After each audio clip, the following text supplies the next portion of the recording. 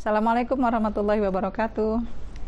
Jumpa lagi pada kesempatan ini masih dengan materi ilmu balaghah, yaitu salah satu bagiannya ilmu ma'ani. Melanjutkan yang kemarin, setelah kalam khobar kita akan membahas tentang kalam insya. Kalam insya di sini akan 5 pembahasan. Yang pertama tentang amar, nahi, istifham, tamani, dan nida. Namun karena pembahasan pada 5 bahasan tersebut sedikit padat, jadi kita akan membaginya menjadi 2 bagian. Pada kesempatan ini akan dibahas terlebih dahulu tentang kalam amar dan kalam nahi. Mari kita pelajari bersama, karena pada pembahasan ini banyak sekali kalimat-kalimat yang kita temukan dalam keseharian. Selamat menyaksikan. Ya, bagian kalam insya, al-kalam alal insya. Kita bahas kembali al-insya, ma la yasihu ayyuqal liqailihi innahu shadiqun fihi aw kadzibun. Definisinya berbanding terbalik dengan khabar, yaitu kalam yang tidak bisa dikatakan untuk yang mengucapkan bahwasanya dia benar atau dia bohong. Jadi bukan kalimat berita. Contohnya pada kata perintah ighfir atau irham. Fala yunsabu illa qailihi sidqun aw kadzibun. Orang yang mengatakannya tidak bisa dikatakan jujur ataupun bohong. Jadi kalau ada yang memerintahkan minta ampunlah atau kasihanilah, maka tidak bisa dikatakan orang yang mengatakan tersebut orangnya jujur atau bohong, karena ini kalimatnya kalimat tuntutan. Insya sendiri ada 2 macam, yaitu insya thalabi wa ghairu thalabi. Kita bahas satu-satu. Yang pertama at-thalabi, insya thalabi. Fa-thalabiyu ma yastad'i matluban ghaira hasilin waqta thalabi, yaitu kalimat yang menuntut sesuatu yang tidak hasil atau tidak langsung terjadi pada waktu diminta. Itu namanya thalabi. Artinya seperti perintah. Ketika diucapkan perintah, pasti ada jarak sepersekian detik atau beberapa detik baru kemudian orang itu melakukan perintah. Jadi itu yang disebut dengan thalabi. Jadi kalimat tuntutan, dan tuntutan itu tidak langsung terjadi pada waktu itu, tapi ada jeda sekian detik ataupun pasti ada jeda gitu. Wa yakunu bil amri wan nahyi wal istifhami wat tamanni wan nida. Insya thalabi terbagi menjadi amar, nahi, istifham, tamanni, dan an-nida. Ini semua adalah kalimat-kalimat yang mengandung tuntutan. Kita lanjutkan. Pembahasan pertama tentang al-amru. Bagian pertama dari insya thalabi. Amar definisinya yaitu talabu husulil fi'li minal mukhatabi ala wajhil isti'la'i, yaitu tuntutan untuk mengerjakan suatu pekerjaan pada mukhatab, ya, dari mukhatab, kemudian ala wajhil isti'la'i, ya. Ini datangnya dari atasan, ya. Jadi amr ini yang perlu di garis bawahi, ala wajhil isti'la ini. Jadi biasanya yang memerintah itu kan dari atasan. Nah, orang yang lebih tinggi derajatnya, orang yang lebih tinggi posisinya. Nah, untuk membuat kalam amr ada 4 sigot atau ada 4 bentuk. Kita mengulang kembali pelajaran nahwunya. Yang pertama menggunakan fi'il amr. Qaulihi ta'ala, ya Yahya khudil kitaba biquwah. Khud. Nah, kata-kata khud itu adalah fi'lul amri. Ya Yahya khudil kitaba biquwwah. Khud ini sigot yang pertama, contoh sigot pertama dari fi'lul amri. Kemudian yang kedua, wal mudhari al maqrun bilamil amri. Fi'il mudhari yang berbarengan atau didahului oleh lam amr. Liyunfiq dzu sa'atin min sa'atih. Liyunfiq dzu sa'atin min sa'atih. Ini fi'il mudhari yunfiqu, kemudian diawali oleh lam amr. Lam amr itu adanya di awal, dibacanya li, kemudian menjazmkan fi'il mudhari sesudahnya, liyunfiq dzu sa'atin min sa'atih. Sigot yang ketiga, wasmu fi'lil amri, isim fi'il amr. Isim fi'il amr. Hayya 'alal falah. Kata hayya adalah isim fi'il amr. Dan yang keempat, masdar an-naibu an fi'lil amri. Masdar yang menggantikan posisi fi'il amr. Jadi bentuknya masdar, tapi maknanya sama dengan fi'il amr. Seperti pada kata-kata pada firman Allah, wabil walidaini ihsanan. Kata ihsanan adalah masdar, tapi mengandung arti fi'il amr, ay ahsinu walidain. Ya, jadi berbuat baiklah kepada orang tua, kedua orang tua. Ini 4 sigot yang biasa dipakai untuk membuat amr. Fi'il amr, fi'il mudhari yang diawali oleh lam amr, isim fi'il amr, dan yang ketiga masdar yang menggantikan posisi fi'il amr. Nah, kemudian pembahasan fi'il amr itu masuk pada kajian balaghah. Nah, justru pada yang akan kita bahas ini, qad takhruju siyagul amri an ma'nahal asliyi ila ma'anin ukhra tustafadu min siyaqil kalam. Sigot-sigot amr yang di atas terkadang keluar dari makna aslinya dan memiliki makna-makna lain yang bisa kita pahami dari siyaqul kalamnya, dari bentuk kalamnya.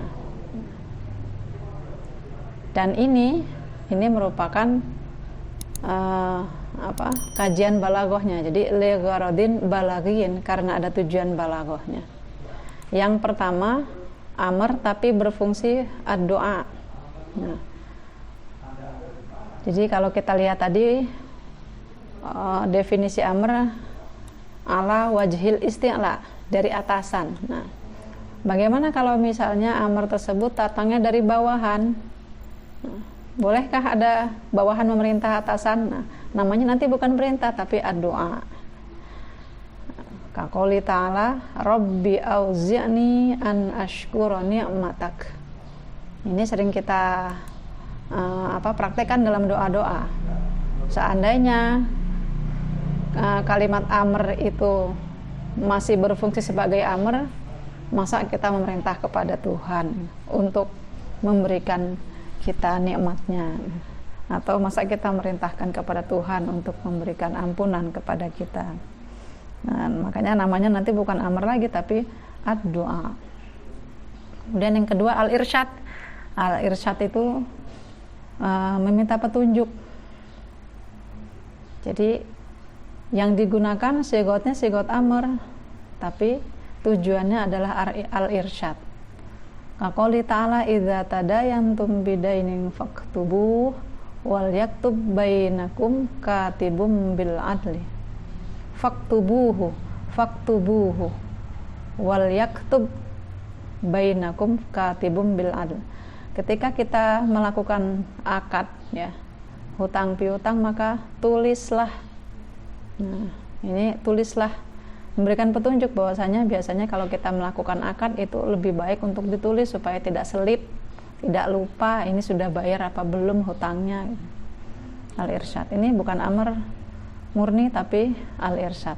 Yang selanjutnya Yang ketiga, iltimas. Iltimas ini masih menggunakan sigot amr atau kalimat perintah, tapi tujuannya ini ditujukan kepada orang yang sebaya, sepadan, ya, sepadan, derajatnya sama. Jadi bukan atasan ke bawahan, bukan bawahan ke atasan, tapi yang posisinya sama. Kaqouli kaliman yusawika, a'tinil qalama ya ayyuhal akh, berikan pena padaku wahai saudaraku. Nah, ini misalnya minjem pen, ya, kita pakainya kan kata perintah, tapi itu bukan untuk ala wajhil isti'la, tapi iltimas namanya.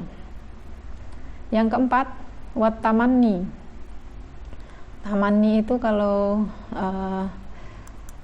saya terjemahkan versi saya, berandai-andai, ya.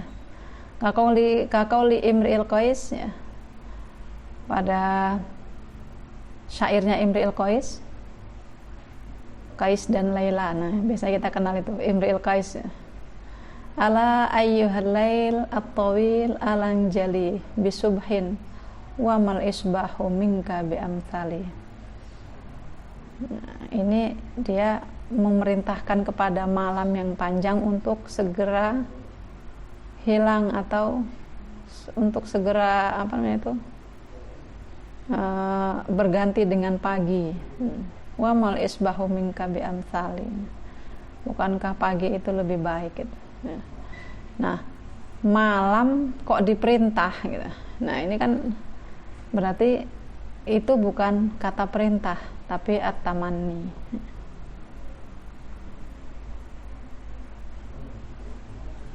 Sepertinya kita juga sering melakukan seperti itu, ya, kalau sedang membuat syair atau membuat puisi atau sedang membuat surat cinta, mungkin, ya, kita melakukan at-tamanni. Jadi hal-hal yang tidak bisa kita ajak bicara, kita perintah, kita yang bukan benda hidup gitu, ya, atau bukan orang, itu kita perlakukan sama seperti orang.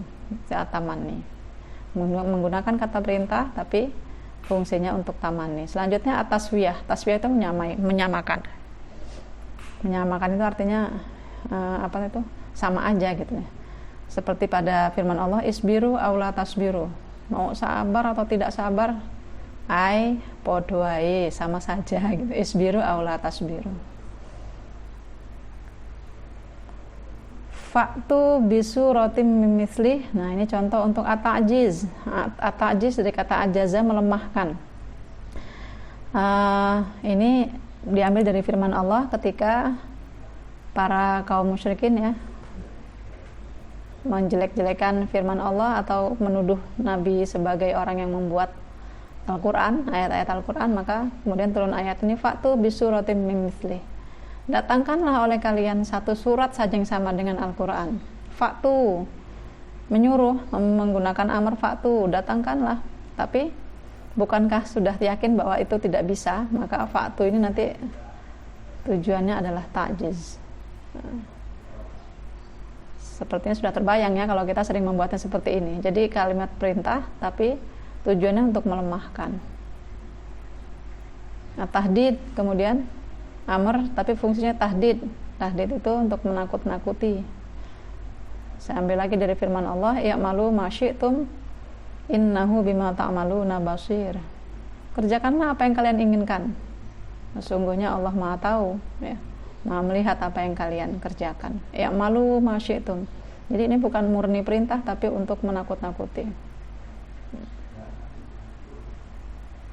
Kemudian pada firman Allah selanjutnya, wa kulu washrabu hatta yatabayyana lakumul khaytul abyad minal khaytil aswadi minal fajri. Makanlah, minumlah, ya, sampai jelas, ya, terbit fajar, ya. Nah, wa kulu washrabu ini kalimatnya perintah, tapi bukan berarti kita wajib makan, kita wajib minum, tidak. Nah, ini fungsinya untuk ibahah, boleh mau makan mau minum, yang penting belum muncul fajar ketika berpuasa. Kemudian yang kesembilan, al-ikram, memuliakan, seperti firman Allah, udkhuluha bisalamin aminin, masuklah kalian semua ke surga dengan selamat. Nah, udkhuluha Ini kalimat perintah, tapi untuk memuliakan, tujuannya kepada orang-orang yang masuk ke surga. Selanjutnya al-ihanah. Ihanah itu menghina, ya, menghina. Seperti firman Allah, kunu hijaratan au hadidan. Jadilah kalian batu ataupun besi. Nah, 10 contoh ini yang tadi saya katakan, qad takhrujus syagul amri an ma'na hal asli ila ma'nin ukhra. Ya.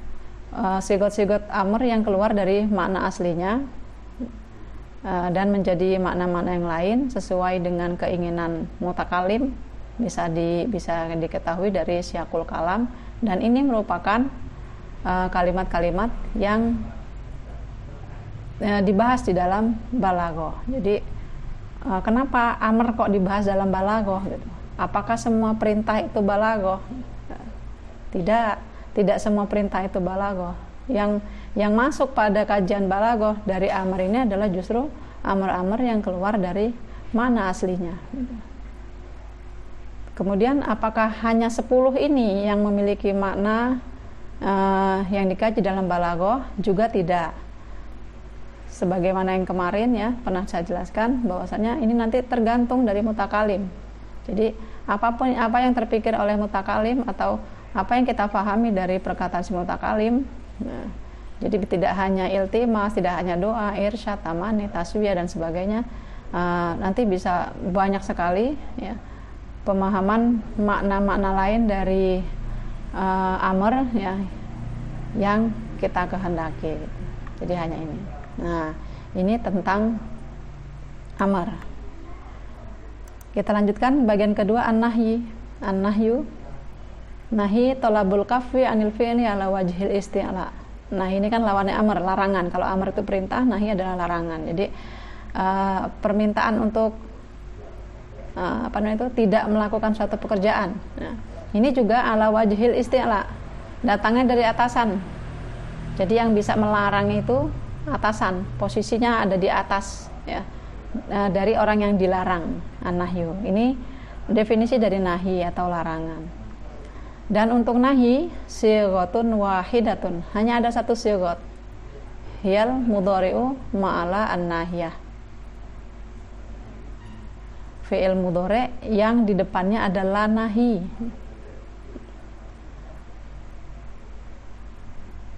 Nah, kemudian sama dengan amr, nahi ini nanti tujuan pembahasan dalam balaghah atau apa yang dibahas dalam balaghah itu justru nahi yang keluar dari makna aslinya. Ya, ini makna aslinya. Yang keluar dari makna aslinya ya, berarti bukan dari atasan ya, bukan dari atasan. Nah, dari mana? Nah, kita lihat ya. Dan itu juga bisa dipahami dari siyakul kalam, juga dari qarainal ahwal. Qarainal ahwal itu nanti inilah situasi dan kondisi yang terjadi pada saat itu. Jadi ketika mengucapkan mutakalim itu bagaimana begitu ya. Yang pertama, makna pertama adalah doa. Jadi nahi tapi fungsinya untuk doa. Nah, ini biasanya datangnya dari bawahan ke atasan, tapi sigotnya tetap sigot menggunakan nahi. Jadi Rabbana la tu'akhidna in nasina au akhtana. Doa yang sering kita pakai ya. Rabbana la tu'akhidna. Ya Allah, jangan engkau hukum kami. Jangan engkau hukum kami. Nah, ini kan larangan. Kalau larangan ini nanti fungsinya sebagai nahi asli, apakah kita berani melarang kepada pencipta kita? Kan tidak. Nah, berarti ini fungsinya adalah doa. Yang kedua, al-iltimas, sama seperti mana di atas, iltimas itu larangan tapi pada teman sebaya. Jadi namanya bukan nahid lagi, berarti namanya adalah iltimas. Ayyuhal akh la tatawan.